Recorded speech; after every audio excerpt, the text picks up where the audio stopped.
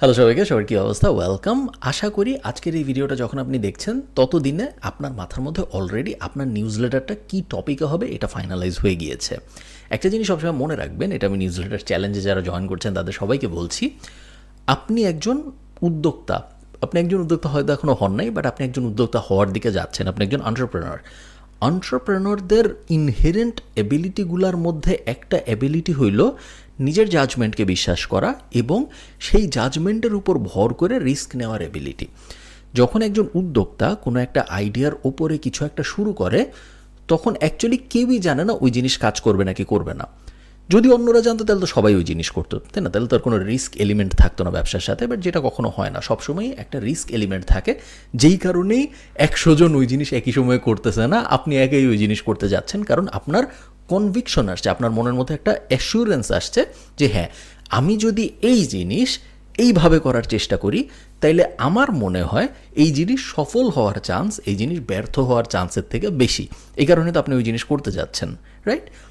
এই জিনিস আপনি যখন অ্যাটেম্প্ট করবেন, সবসময় এই জিনিস সত্য হবে না, কখনো কখনো দেখা যাবে ব্যর্থ হবে, সফল হবে না। বাট যখন আপনি শুরু করতে গেছিলেন তখন আপনার মনে হয়েছিল এই জিনিস সফল হওয়ার চান্স ব্যর্থ হওয়ার চান্সের থেকে বেশি, এবং এই কারণে আপনি শুরু করতে গেছিলেন। যে কারণে আমি এই কাহিনিটা বলছি, তার কারণ আমি গত এক সপ্তাহের এক্সপিরিয়েন্সে দেখেছি আপনারা অনেকেই এমপ্লয়ি মাইন্ডসেট থেকে বের হইতে পারতেছেন না।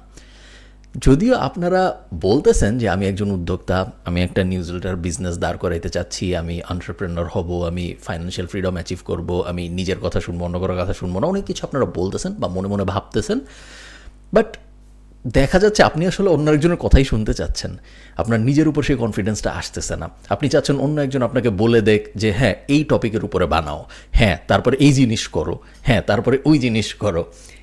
এটা কিন্তু খুব একটা ভালো লক্ষণ না। তার কারণ দিন শেষে আপনি চেষ্টা করছেন একজন উদ্যোক্তা হওয়ার, এবং যেটা আমি শুরুতে একটু আগে বললাম, একজন উদ্যোক্তা হওয়ার, একজন এন্টারপ্রেনার হওয়ার, একজন স্টার্টআপ বিল্ডার হওয়ার, বিজনেস বিল্ডার হওয়ার প্রাইমারি শর্তগুলোর 1 নম্বর শর্ত হলো গিয়ে একটা জিনিস আমি বিশ্বাস করি, আমি অনেক জায়গা থেকে অনেক কিছু শিখছি, শেখার পরে ওই শেখাটা আমি আত্মস্থ করেছি, আত্মস্থ করার পরে আমি এই আইডিয়াটা খুঁজে বের করছি, আমার মনে হইতেছে এই জিনিস ভালো করবে। হ্যাঁ, আমি বিভিন্ন জনের মতামত নিব, যাদের এই বিষয়ে আরও এক্সপিরিয়েন্স আছে তাদের মতামত নিব।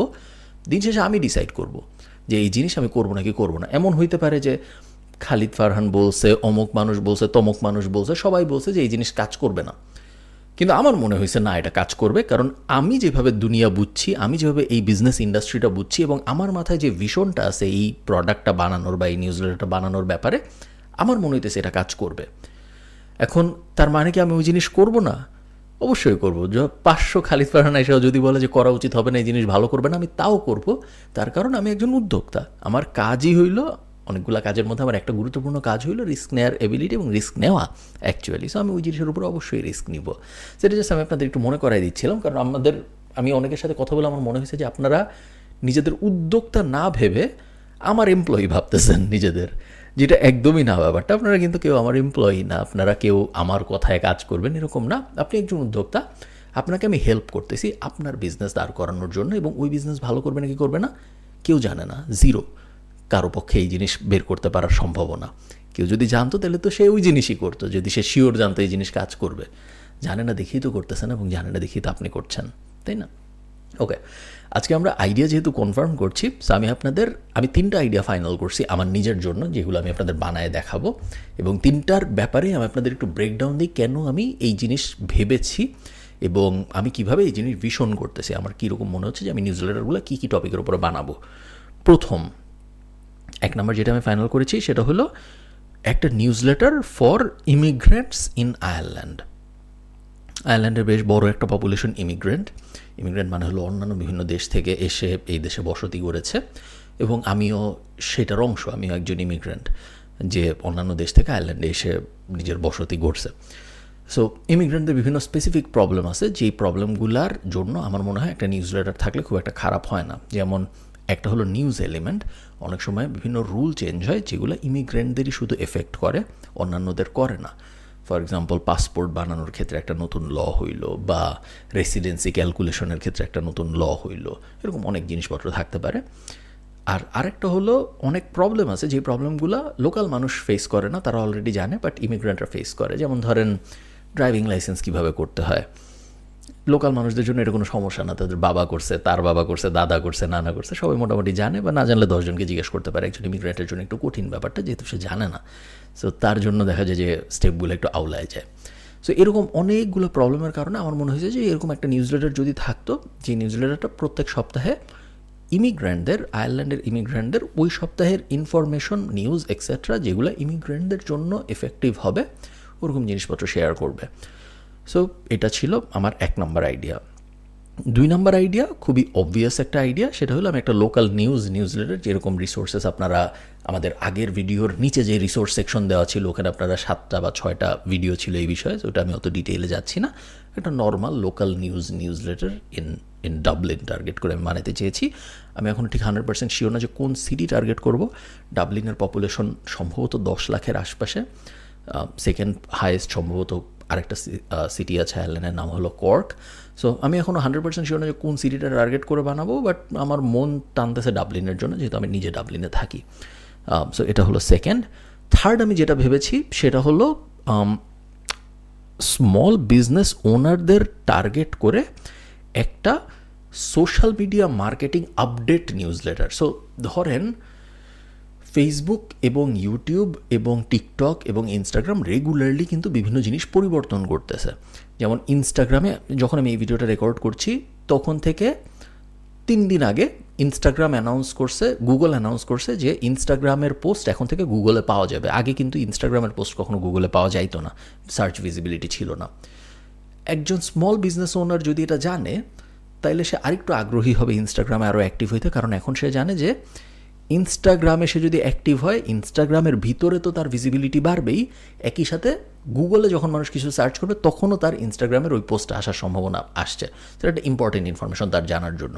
সো এইরকম interesting important information social media marketing স্পেসে যেগুলো স্মল বিজনেস ওনারদের কাজে লাগবে, এই অ্যাঙ্গেলে আমি একটা নিউজ লেটার বানাইতে চাইছিলাম।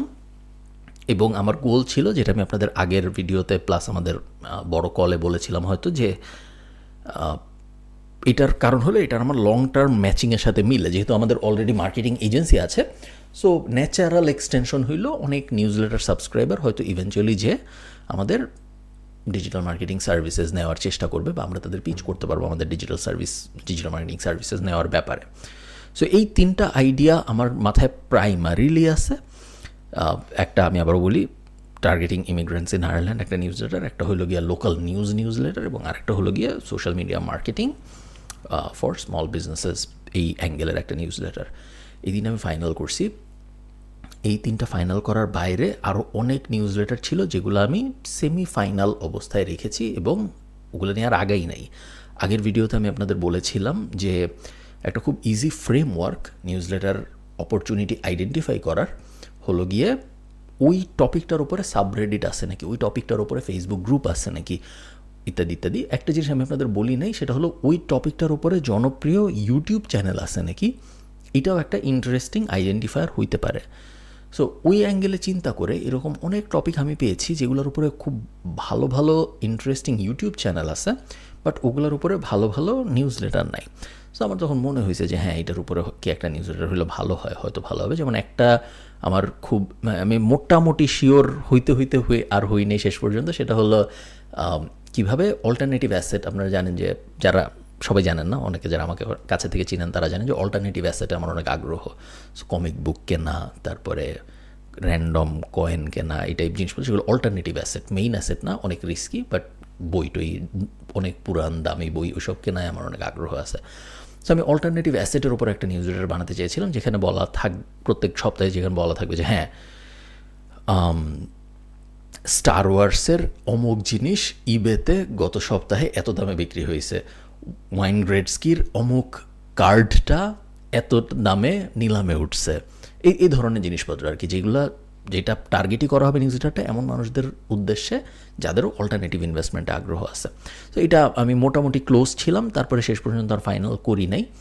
আরেকটা যেটা আমি মোটামুটি ক্লোজ ছিলাম এবং শেষ পর্যন্ত ফাইনাল করি নাই, সেটা হলো অবভিয়াস, আমি কোনো একটা টিভি শো ধরতে চাইছিলাম, এবং তার উপর এক্স্যাক্টলি আমি আপনাদের যেভাবে দেখিয়েছি আগের ভিডিওতে ওইরকম একটা সেম কুইজ মডেলে যেতে চেয়েছিলাম, যেটা আমার মনে হয় খুব ইজি হবে গ্রো করা, কারণ এইসব টিভি শোর অনেক জনপ্রিয় সাবরেডিট আছে, অনেক জনপ্রিয় ফেসবুক গ্রুপ আছে, সো ওগুলাই রেগুলারলি পোস্ট করে করে আমি চাইলেই আমার নিউজ লেটার বড় করতে পারতাম।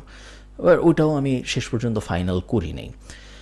সো এই 5টা আমি এখনও ভাবতেছি, তার মধ্যে 3টা আমি মোটামুটি শিওর হয়েছি যে উপরে ফার্স্টে যে 3টা বললাম যে এগুলোর মধ্যে হয়তো আমি একটা নিব, আর সেকেন্ড 2টা আমি 50-50 এখনও।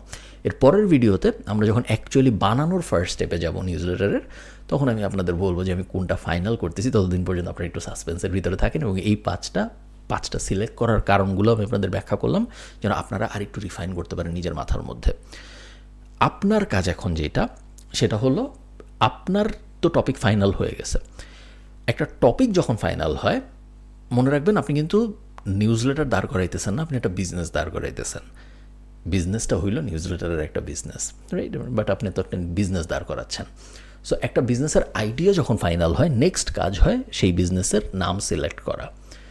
আমি ঠিক করলাম আমি আমার বিজনেস আইডিয়াকে আমি পিৎজা বিক্রি করব, হইল আমার বিজনেস আইডিয়া। নেক্সট কাজ কি, যেই জিনিস পিৎজা বিক্রি করবো ওই জিনিসের একটা নাম দরকার, একটা ব্র্যান্ড নেম দরকার, তাই না? সো এখন আমি চিন্তা করা শুরু করবো আমার ব্র্যান্ড নেম কী হবে। একইভাবে আপনি চিন্তা করা শুরু করবেন, আপনি যে নিউজ লেটারটা কনফার্ম করছেন, আপনার নিজের মাথায় যে আইডিয়াটা লক করছেন, সেই আইডিয়ার জন্য পারফেক্ট ব্র্যান্ড নেম কী হবে এটা আপনি ভাবার শুরু করবেন। ব্র্যান্ড নেম মানে জাস্ট আপনার কোম্পানির নাম, কোম্পানির নামটা কী হবে। ব্র্যান্ড নেমটা বানানোর সময়, মাথায় রাখার সময় কয়েকটা জিনিস মাথায় রাখবেন। জিপিটি দিয়ে রিসার্চ ভালো না নামের ক্ষেত্রে, কারণ ক্রিয়েটিভ কাজকর্ম জিপিটি বা এআই অত ভালো করতে পারে না। সো আমি রেকমেন্ড করবো আপনি এআই ব্যবহার না করেন নামকরণের জন্য, 1 নাম্বার। সেকেন্ড, আপনি যেই নামই সিলেক্ট করতেছেন ওই নামে .com ডোমেইন অ্যাভেলেবল থাকতে হবে। যদি .com ডোমেইন অ্যাভেলেবল না থাকে, সেই ক্ষেত্রে ওই নামটা সিলেক্ট করা উচিত হবে না। এর পরের ভিডিওতে আমি যখন আমার নাম আপনাদেরকে দেখাবো এবং আমি কিনে দেখাবো, তখন আমি আপনাদের দেখাবো যে .com কীভাবে রিসার্চ করতে হয়। বাট আপনি যদি অলরেডি জানেন ভালো, যদি না জানেন তাহলে আপনি গুগল করতে পারেন, কোনো একটা ডোমেইন প্রোভাইডারের নাম লিখে namecheap.com ফর এক্সাম্পল, এবং তারপর ওখানে যে টেস্ট করতে পারেন যে আপনি যে নামটা ভাবতেছেন ওই নামের .comটা অ্যাভেলেবল নাকি। যদি আমি এতক্ষণ যা বললাম এটা না বুঝে থাকেন, কোনো সমস্যা নেই, আমি পরের ভিডিওতে দেখাবো আপনাদের। সো টেনশনের কোনো কারণ নেই। আপনার একমাত্র কাজ এখন আপনার ব্র্যান্ডিং সর্ট করা। ব্র্যান্ডিং সর্ট বলতে আমি বোঝাই নাম ফাইনাল করা। নাম ফাইনাল করার সাথে সাথে, নাম যখন ফাইনাল হয়ে যাবে, ওই নামের ফেসবুক পেজ খোলা, ওই নামের মোটামুটি আপনি যত কিছু খুলতে পারেন। So Facebook page, LinkedIn, Twitter, X, Pinterest, Instagram, হাবিজাবি যা যা কিছু খোলা সম্ভব সব কিছু যেন আপনি খুলে ফেলতে পারেন। সো ব্র্যান্ডের একটা 100% ভিজিবিলিটি যেন আস্তে আস্তে আসা শুরু হয়। এই কাজটা আপাতত আপনার করা খুব একটা জটিল কাজ না। সব কটা অ্যাকাউন্ট খুলতে এবং ব্র্যান্ডের নাম ধাম ফাইনাল করতে 24 ঘন্টার বেশি লাগে না কারো। সো আপনারা এই জিনিস করতে থাকেন। আমি আপনাদের এর পরের ভিডিওতে যখন আমি একদম স্ক্রিনে যে অ্যাকচুয়ালি নামটা দেখাবো, আপনাদের কোনটা ফাইনাল করতেছি সব কিছু দেখাবো, তখন যে আপনারা একদম ক্ল্যারিটি পাবেন যে আমি আসলে কোন বিষয়ের উপরে নিউজটা দাঁড় করাতে চাচ্ছি। আরেকটা ছোট্ট কাজ, অনেকে এটা করে, করতেই হবে জরুরি না, বাট করলে ভালো। সেটা হলো অনেকে তাদের নিউজলেটারের জন্য একটা নতুন জিমেল খুলে সেখান থেকে সব কিছু করার চেষ্টা করে। কারণ অনেকের মাথার মধ্যে থাকে যে আমি আমার নিউজলেটারটা বেচে দিব এক সময়, এবং সব কিছু যদি একটা আলাদা জিমেলের ভিতরে থাকে বা একটা আলাদা জি সুইটের ভিতরে থাকে, তখন বেচে দেওয়ার প্রসেসটা অনেক সহজ হয় পরে, যেমন ট্রান্সফার করাটা আর কি অনেক ইজি হয়ে যায়। না হইলে যে অনেক বড় সমস্যা এরকম না, না হইলেও করা যায়, বাট হইলে অ্যাকচুয়ালি অনেক ইজি হয়। সো হ্যাঁ, এই ব্যাপারগুলো আমি আপনাদের সাথে শেয়ার করতে চেয়েছিলাম আজকে।